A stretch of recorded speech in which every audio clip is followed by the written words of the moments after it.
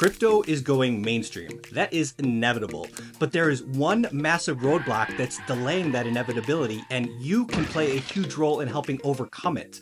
So in the next 3 minutes, I'm going to share what that roadblock is and the super simple part you can play in helping overcome it. And when I say super simple, I mean literally maybe 15 seconds of your time.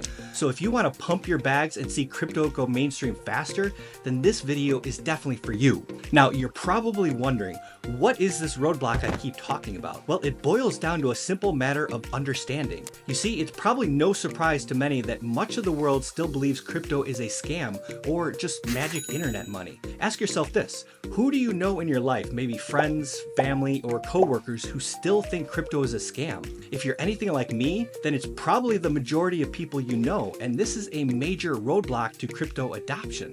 Why do you think so many people still believe crypto is a scam or magic internet money? The answer is easy for me. It's lack of understanding. I also thought crypto was a scam many years ago, but that's because I didn't understand what it actually was, and I'm guessing you probably did as well, no?